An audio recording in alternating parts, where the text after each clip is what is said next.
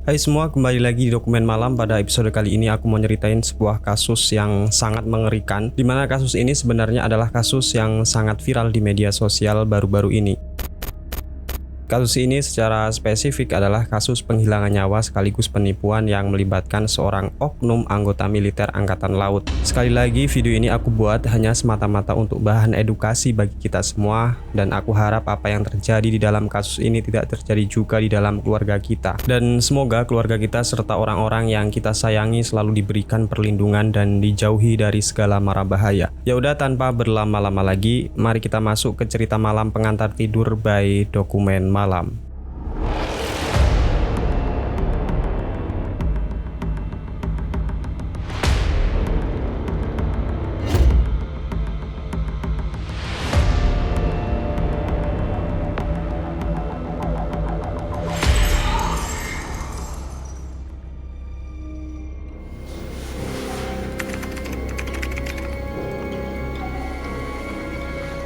Pemuda ini bernama Iwan Sutrisman Telaumbanua atau sering dipanggil dengan Iwan. Ia berasal dari Pulau Nias, tepatnya di Desa Lausa Idanautai, Nias Selatan, Sumatera Utara. Sebagai anak ketiga dari 8 bersaudara, Iwan ini tentunya masih tinggal bersama dengan ibu bapaknya serta kakak dan adiknya. Sebagai tulang punggung keluarga, ayah Iwan ini rupanya adalah seorang guru guys, sekaligus petani, sedangkan sang ibu adalah ibu rumah tangga. Di sisi lain, Iwan yang memang sedari kecil adalah anak yang penurut, cenderung memiliki watak yang ekstrovert dan mudah bergaul dengan orang-orang baru. Oleh sebab itu, Iwan ini dikenal sebagai anak yang ramah dan juga rajin membantu kedua orang tuanya. Ya, seperti kebanyakan cita-cita anak kecil seperti kita dulu, Iwan ini memiliki impian ingin menjadi abdi negara baik polisi maupun tentara. Akan tetapi sejak masuk SMA, barulah Iwan ini benar-benar membulatkan tekadnya dan mempersiapkan segala sesuatunya demi menggapai cita-citanya. Selain memang mendapatkan restu dan dukungan penuh dari kedua orang tuanya, secara postur Iwan ini memang cocok menjadi seorang abdi negara, apalagi dilihat dari fisik dan juga semangatnya. Rasanya Iwan ini sangat layak menjadi seorang tentara. Singkat cerita, pada tahun 2022, Iwan yang saat itu sudah menyelesaikan jenjang sekolah menengah atasnya, kemudian mengikuti tes seleksi menjadi anggota polisi.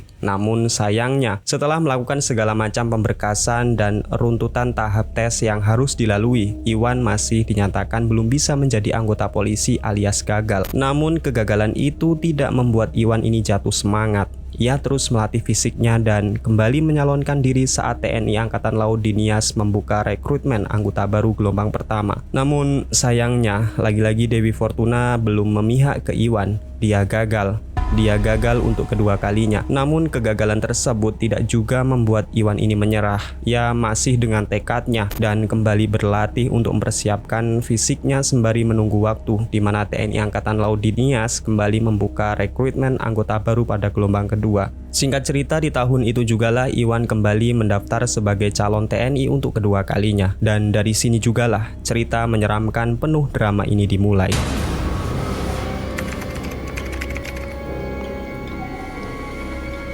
Drama dimulai saat Iwan ini tengah mengikuti pelaksanaan tes di gelombang kedua. Di saat itu, Iwan ditemani kakaknya menuju ke markas TNI Angkatan Laut di mana pelaksanaan tes dilaksanakan. Sewaktu Iwan ini tengah memasuki ruangan, kakaknya rupanya diam-diam mencari informasi yang diharapkan dapat memberikan informasi seputar materi tes. Di saat itu jugalah ia tidak sengaja bertemu dan mengobrol dengan seorang anggota TNI. Anggota TNI yang bertugas di Polisi Militer Angkatan Laut di Nias bernama Serda Adan Aryan Marshal. Dari obrolan yang berlangsung, pada intinya kakaknya Iwan ini meminta tolong kepada Adan untuk membantu adiknya agar lulus menjadi anggota TNI. Adan yang melihat hal tersebut adalah sebuah peluang kemudian mengatakan jika dirinya bisa memberikan rekomendasi kepada atasannya untuk membantu meluluskan si Iwan. Akan tetapi semua upaya tersebut harus ditebus dengan uang pelicin sebesar 200 juta. Mendengar jumlah nilai yang sangat besar langsung membuat kakaknya Iwan ini sangat terkejut. Namun Adan dengan manisnya mengatakan jika uang tersebut hanyalah sebagai jaminan saja, yang itu artinya jika Iwan nanti gagal, maka uang tersebut akan dikembalikan semuanya secara utuh. Mendengar hal tersebut, Iwan dan kakaknya pun belum bisa mengatakan iya atau tidak sebelum mereka membicarakan masalah ini kepada keluarga besar mereka. Iwan dan kakaknya pun kemudian pergi pamit pulang dan segera mengumpulkan semua anggota keluarga untuk membicarakan masalah ini. Ya, pada awalnya semua anggota keluarga Iwan mengatakan jika nilai sejumlah itu adalah uang yang sangat banyak. Namun kakaknya Iwan kemudian mengatakan jika uang tersebut hanyalah sebuah jaminan. Adan berjanji jika Iwan nanti gagal, maka uang tersebut akan dikembalikan secara utuh. Mendengar hal tersebut sontak saja membuat keluarga Iwan ini tiba-tiba berubah pikiran. Mereka juga sangat kasihan jika melihat perjuangan Iwan selama ini dan tidak mau melihat orang yang mereka sayangi kembali mengalami kegagalan. Mereka kemudian bahu-membahu mengumpulkan uang bagaimanapun caranya, dari mulai menjual tanah sampai dengan menjual mobil keluarga untuk memenuhi uang sejumlah 200 juta. Dan singkatnya, setelah uang sebanyak 200 juta telah berhasil dikumpulkan, pihak keluarga Iwan kemudian menghubungi Adan untuk membicarakan masalah seleksi ini. Adan kemudian meminta pihak keluarga Iwan mentransfer uang tersebut ke rekeningnya dan ia berjanji jika ia akan membantu merekomendasikan Iwan kepada atasannya agar diluluskan. Namun kalau saja Iwan masih nggak lulus, Adan ini berjanji akan mengembalikan semua uang tersebut secara utuh kepada keluarga Iwan. Namun ya, semua janji manis tersebut rupanya hanyalah kedok belaka dari Adan. Nyatanya, setelah uang tersebut diterima, Adan menggunakan sebagian uang itu untuk bermain judi online.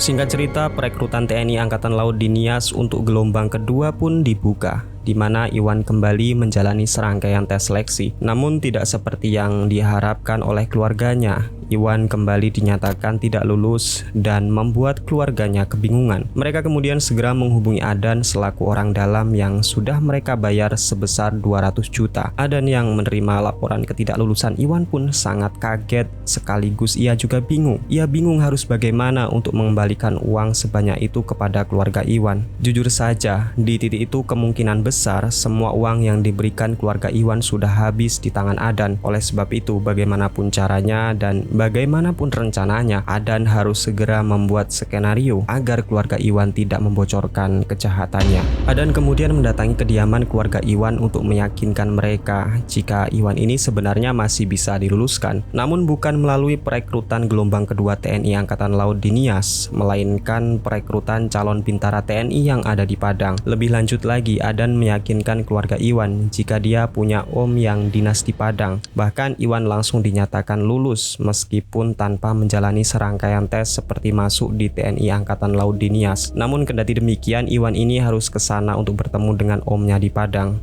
Sedangkan semua biaya perjalanan juga harus ditanggung oleh keluarganya Iwan. Dari sini teman-teman ada sedikit pembelajaran untuk kita semua. Jangan pernah percaya dengan siapapun yang mana orang tersebut menjanjikan masuk ke sebuah instansi tanpa adanya tes atau seleksi. Secara teori saja, sebuah organisasi pemerintah atau perusahaan tidak akan sembarangan untuk memberikan kepercayaan sebelum adanya tes seleksi ataupun semacamnya. Ya, bisa dikatakan Adan ini telah menipu keluarga Iwan dan memberikan janji manis serta menjual nama omnya yang dikatakan sebagai seorang petinggi TNI di Padang. Di sisi lain, keluarga Iwan yang sudah tergiur dengan rayuan maut dari Adan pun kemudian lagi-lagi percaya dan memberikan sejumlah uang kepada Adan untuk biaya perjalanan ke Padang. Beberapa hari kemudian Adan mengajukan cuti di dinasnya bekerja dan membawa Iwan menuju ke Padang dengan menggunakan kapal feri. Keluarga Iwan pun turut mengantar anaknya sampai ke dermaga, dan pada saat itu semua orang tidak sadar jika pertemuan tersebut adalah pertemuan terakhir mereka dengan Iwan, yang mana cerita selanjutnya akan semakin membuat kita merinding.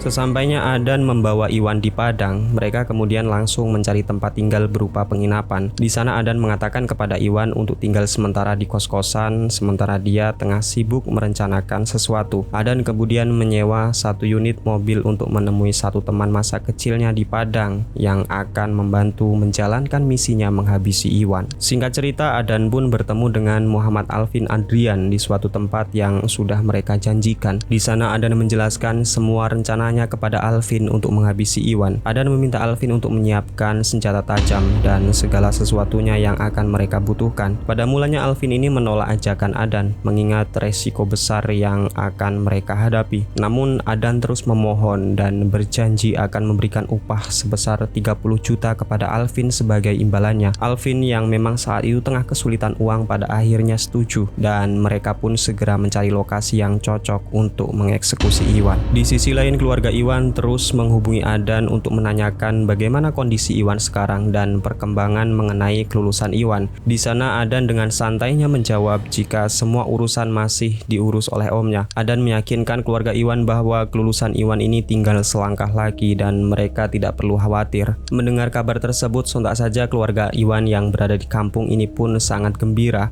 Mereka tidak tahu jika sebenarnya Adan hanyalah berbohong dan terus menutupi kebohongan yang satu dengan kebohongan yang lain. Selain itu, untuk membuat keluarga Iwan ini lebih percaya, Adan pun mencetak satu setel baju tentara lengkap dengan nama Iwan. Lalu setelahnya Adan membawa Iwan ke tukang cukur untuk dibotaki. Dan yang terakhir, Adan memfoto saat Iwan tengah memakai baju tentara dengan wajah yang berseri-seri. Keluarga Iwan yang ada di rumah pun sangat gembira melihat jika sekarang anak mereka sudah sah menjadi seorang anggota TNI. Mereka tidak sadar dengan permainan yang sungguh sangat licik dan terkecoh dengan janji-janji manisnya. Adan juga mengatakan kepada keluarga Iwan jika besok mereka akan berangkat ke Tanjung Uban, Kepulauan Riau untuk menjalani pendidikan di sana. Adan juga mengatakan jika selama menjalani pendidikan di sana, Iwan ini dilarang membawa HP ataupun alat komunikasi lainnya. Mendengar hal tersebut, keluarga Iwan pun kemudian menghubungi Iwan melalui sambungan video call. Di sana keluarga Iwan sangat senang karena saat itu Iwan sudah dinyatakan lulus dan sedang memakai baju TNI lengkap. Keesokan hari tepat jam 11 siang pada tanggal 24 Desember tahun 2022, Adan kemudian membawa Iwan menggunakan mobil rental menuju ke kota Solo. Dari sini kalian mungkin bertanya, kok ke Solo bang, bukan ke Tanjung Uban seperti yang sudah Adan katakan kepada keluarga Iwan? Tidak teman-teman, ke Tanjung Uban hanyalah cerita manis saja, karena sebetulnya Adan akan mempertemukan Iwan dengan sang pembunuh yang tak lain adalah si Alvin. Lebih dari 1 jam perjalanan akhirnya mereka pun bertemu dengan Alvin, yang mana saat itu dia sudah siap dengan senjata tajam yang akan digunakan untuk menghabisi Iwan. Berlanjut mereka kemudian membawa Iwan menuju ke daerah Danau Biru Sawalunto yang berjarak 1 jam dari kota Solo. Adan dan Alvin sengaja memilih lokasi Danau Biru karena memang di sana tempat yang sangat sepi dan dirasa cocok untuk membuang mayat Iwan. Iwan yang berada di dalam mobil benar-benar tidak curiga sama sekali dengan gelagat Adan maupun Alvin. Ia justru menganggap jika Alvin adalah orang yang sama yang akan menjalani pendidikan di Tanjung Uban, Kepulauan Riau. Singkat cerita, di tengah perjalanan menuju ke Danau Biru, si Iwan ini tiba-tiba meminta Adan untuk menghentikan sejenak mobilnya saat memasuki daerah Talawi karena dia kebelet pipis. Di saat itu jugalah Adan segera mencari tempat yang sepi untuk menghentikan mobilnya. Setelah dirasa tempat itu sangat sepi, Adan pun segera menyuruh Iwan untuk turun dan buang air di semak-semak. Di saat itu jugalah Adan segera memberikan kode kepada Alvin untuk segera beraksi.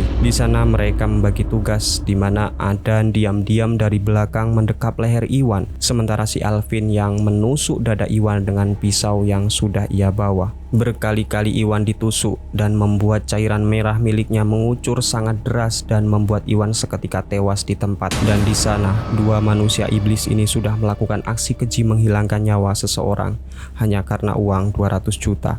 Setelah itu mereka kemudian menggendong tubuh Iwan dan dimasukkan ke dalam mobil karena mereka akan membuang tubuh Iwan ke tempat yang dirasa aman. Setelah beberapa jam kesana kemari, akhirnya mereka menemukan lokasi yang benar-benar dirasa sangat aman. Lokasi tersebut berada di sebuah hutan pinus di wilayah Tumpuk Tengah. Mereka kemudian kembali membopong tubuh Iwan yang sudah tidak bernyawa, lalu membuangnya di semak-semak dan mereka hanya menutupi jasad Iwan menggunakan dedaunan dan ranting pohon yang kering. Alvin. Adan kemudian memberikan upah kepada Alvin sebesar 30 juta sesuai dengan apa yang sudah ia janjikan. Di sana Adan kemudian menginap 1 malam di Solok sebelum pada akhirnya kembali ke Nias pada keesokan harinya tepat pada tanggal 25 Desember 2022. Sesampainya di Nias, seperti pada aktivitas sebelumnya, Adan ini kembali masuk kerja di satuannya dengan tenang, nyaman, dan bahagia. Adan merasa jika saat ini tidak ada yang ia khawatirkan karena ya memang keluarga Iwan menganggap jika anaknya sedang menjalani pendidikan militer dan tidak boleh menggunakan alat komunikasi apapun. Mereka sama sekali tidak curiga dengan semua tindak tanduk yang dilakukan Adan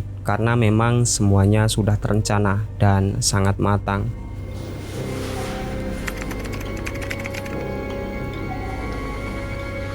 5 hari setelahnya, tepat di tanggal 30 Desember, sehari sebelum tahun baru 2023, seorang petani pinus yang saat itu tengah menyadap pohon pinus di ladangnya tiba-tiba mencium aroma tak sedap yang tipis-tipis. Pada awalnya aroma tak sedap ini kayak semeliwir gitu aja di bawah angin. Si petani ini kayak nganggepnya ya mungkin bangkai tikus lah atau apalah tanpa merasa curiga sedikit pun. Namun lama-kelamaan Pak petani ini merasa jika bau yang ia rasakan ini semakin kuat. Ia pun kemudian mencari titik bau tersebut dan menemukan sebuah hal yang sangat-sangat mengejutkan. Sebuah jasad pria terbujur kaku dan dalam keadaan yang sudah membusuk. Dengan sangat ketakutan, Pak petani ini pun langsung pulang dan mengabarkan apa yang sudah ia lihat kepada para warga desa Tumpuk Tengah. Para warga yang mendengar adanya penemuan mayat pun segera berhamburan ke lokasi yang dimaksud. Mereka juga melapor kejadian tersebut ke pihak polisi untuk segera mengamankan jasad pria yang ditemukan membusuk dengan beberapa luka tusukan di tubuhnya. Setelah berhari-hari dilakukan penyelidikan, polisi ini mengalami jalan buntu karena ternyata jasad yang ditemukan Pak petani tidak memiliki identitas apapun. Ya, besar kemungkinan pria tersebut adalah korban perampokan yang memang sengaja dibunuh dan dibuang oleh si pelaku. Polisi kemudian mengumumkan ciri-ciri korban yang memang tanpa identitas dan berharap ada laporan orang hilang dari keluarganya. Namun berhari-hari upaya yang dilakukan polisi ini rupanya tidak membuahkan hasil. Mereka masih tidak menemukan adanya laporan orang hilang dan sampai saat itu mereka juga masih belum bisa mengetahui siapa identitas jasad pria yang sudah mereka temukan. Karena beberapa pertimbangan dan pada akhirnya petugas polisi ini memakamkan jasad pria tersebut di TPU Sawalunto, Sumatera Barat. Jarak yang begitu jauh dari Nias menjadi alasan kabar ini mungkin tidak sampai di telinga keluarga Iwan. Mereka juga mungkin tidak curiga karena yang mereka tahu Iwan sedang menjalani serangkaian pendidikan militer di Tanjung Uban, Kepulauan Riau.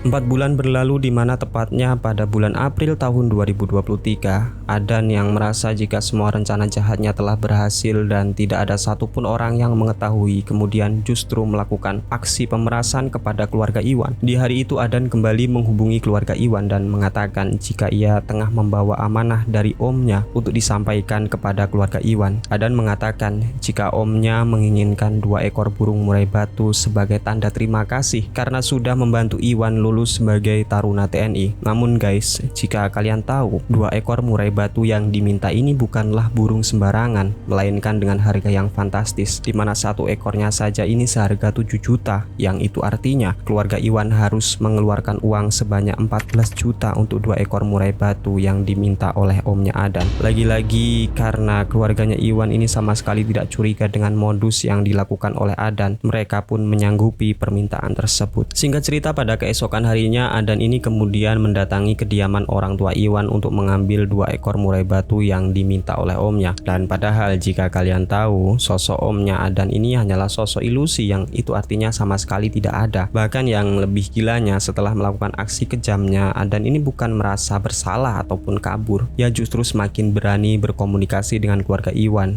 dengan maksud untuk memerasnya. Seperti saat itu di mana Adan kembali mengumbar janji palsu kepada keluarga Iwan. Adan mengatakan jika mereka harus bersiap untuk mendatangi acara pelantikan Iwan yang akan diselenggarakan beberapa bulan yang akan datang, tepatnya pada bulan September 2023. Mendengar kabar tersebut, keluarga Iwan pun sangat gembira karena pada akhirnya Iwan dapat menggapai cita-citanya. Akhirnya mereka pun menggelar acara makan-makan sebagai bentuk rasa syukur dengan mengundang beberapa sanak saudara sekaligus dihadiri oleh Adan. Sejak saat itu keluarga Iwan juga lebih rajin untuk menyisihkan uang guna mempersiapkan menghadiri acara pelantikan Iwan nanti. Karena menurut Adan ini, acara Iwan nanti akan dilaksanakan di Tanjung Uban yang mana jarak tempuh dari Nias cukup jauh dan membutuhkan banyak dana untuk sampai ke sana.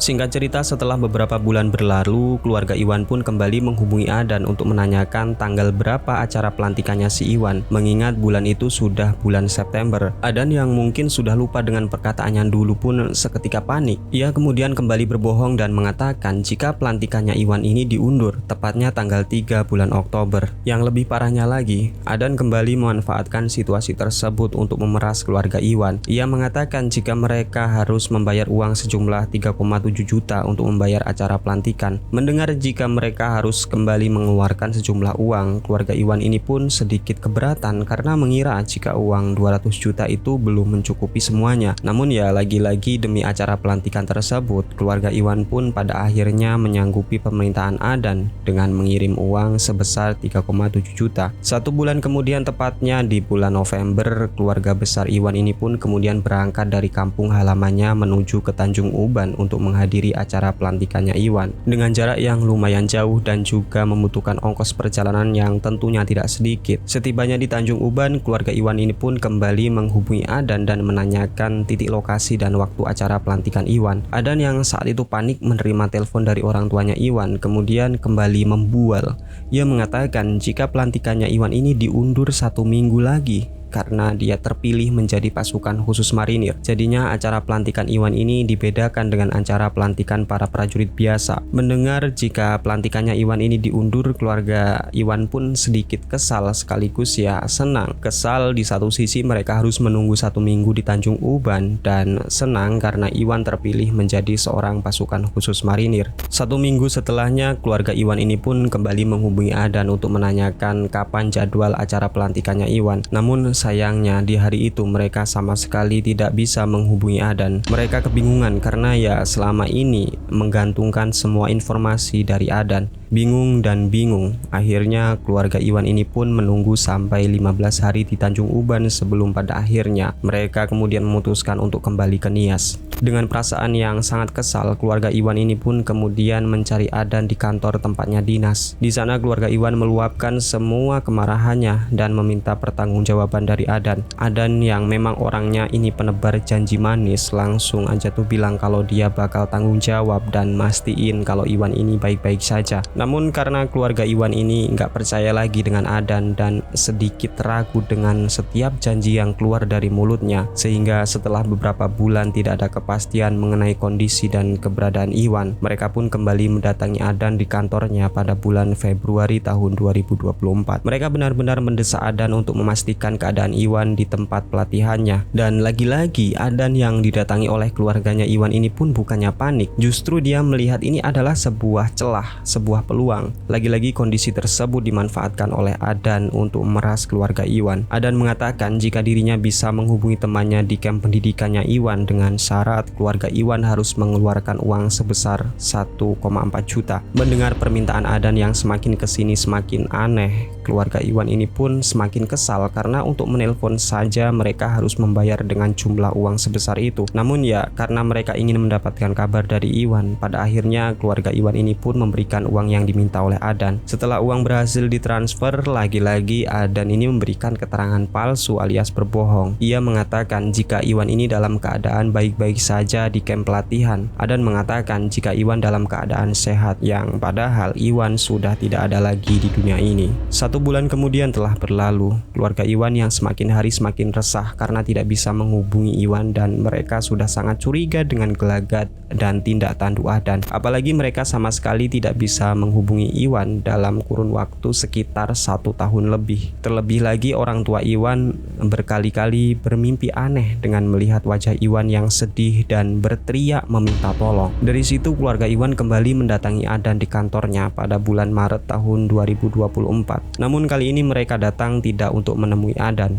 melainkan menemui Bapak Afrizal selaku atasannya. Di sana keluarga Iwan menceritakan semua kronologi kepada Pak Afrizal dari awal sampai akhir. Pak Afrizal yang mendapatkan laporan dari keluarga Iwan ini pun seketika kaget karena ia sama sekali tidak mengetahui jika anak buahnya berani melakukan hal-hal yang semacam itu. Karena sangat kasihan dengan keluarganya Iwan, akhirnya Pak Afrizal ini memanggil Adan di ruangannya untuk diinterogasi. Dan di sanalah Adan yang sudah tidak bisa berkata-kata lagi pada akhirnya mengaku jika dia sudah menghabisi Iwan di desa Tumpu Tengah bersama dengan satu orang temannya. Adan mengaku jika dia tidak bisa mengembalikan uang sebesar 200 juta yang sudah diberikan oleh keluarga Iwan seperti yang sudah mereka sepakati. Mendengar semua kesaksian dari anak buahnya, Pak Afrizal ini pun hanya bisa terdiam. Ia masih tidak menyangka jika Adan berani melakukan semua itu dan tega memeras keluarganya Iwan. Setelah menemukan inti dari semua masalah, Pak Afrizal ini kemudian menyuruh beberapa orang bawahannya untuk menemui keluarga Iwan di rumahnya dan menjelaskan apa yang telah terjadi. Di sana keluarga Iwan yang mendapatkan kabar bahwa Iwan sudah dihabisi oleh Adan pun terlihat sangat-sangat histeris. Seketika dunia pun terasa hancur.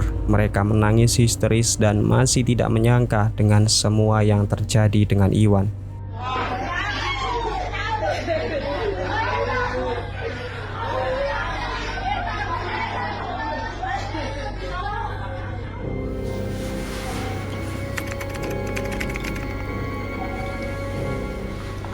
Karena kasus kematian Iwan ini berada di Kota Padang, pada akhirnya Adan pun selaku tersangka kemudian dibawa ke Padang dan sepenuhnya ditangani oleh pihak kepolisian di sana. Adan mengaku jika aksi kejinya tersebut ia lakukan dengan dibantu oleh satu orang temannya yang bernama Alvin. Beberapa hari kemudian polisi juga berhasil menangkap Alvin yang saat itu tengah berada di Kota Solok. Dari situlah mereka kemudian mengaku kepada polisi jika tubuh Iwan dibuang di perkebunan pinus, tepatnya di desa Tumpu Tengah. Setelah melakukan penyelidikan, polisi kemudian menyimpulkan jika jasad pria tanpa identitas yang ditemukan oleh petani pinus pada tahun 2020 kemungkinan besar adalah Iwan. Petugas kemudian menggali makam Iwan yang dikubur di TPU Cemara di Kota Sawalunto. Setelah dilakukan tes DNA, polisi kemudian memastikan jika tubuh tersebut adalah Iwan yang sudah dihabisi dengan sadis oleh Adan dan juga Alvin. Petugas kepolisian kemudian mengembalikan jasad tersebut ke pihak keluarganya Iwan untuk dikubur secara layak di kampung halamannya di Nias. Sementara itu, sebagai otak pelaku pembunuhan, Adan yang sampai dengan saat ini masih menjalani proses hukum terancam dengan pasal berlapis, yaitu pembunuhan berencana, penipuan, serta pemerasan dengan maksimal hukuman mati. Sementara itu, Alvin juga sampai dengan saat ini masih menjalani proses hukum. Ia terancam dengan hukuman penjara seumur hidup, bahkan hukuman mati karena sudah menghilangkan nyawa seseorang dengan sengaja dan terencana. Ya, meskipun hakim belum menjatuhi hukuman bagi keduanya, kita sama-sama berdoa semoga para tersangka ini dijatuhi hukuman seberat-beratnya dan seadil-adilnya, menimbang dampak dari apa yang sudah mereka lakukan. Sungguh-sungguh sangat merugikan bagi Iwan dan juga keluarganya. Dari kasus ini mari kita sama-sama belajar bahwa sekali lagi kita jangan mudah percaya dengan siapapun, jangan mudah terlena, tetap dengan kewaspadaan, tetap dengan rasa curiga, dan tetap jaga diri kita, harta kita, dan kehormatan kita dengan sepenuh jiwa raga kita. Sekian dulu dari kasus ini, semoga kita tetap diberikan perlindungan dari Tuhan Yang Maha Esa. Saya Naja di sini undur diri, sampai jumpa di kisah nyata dokumen malam berikutnya.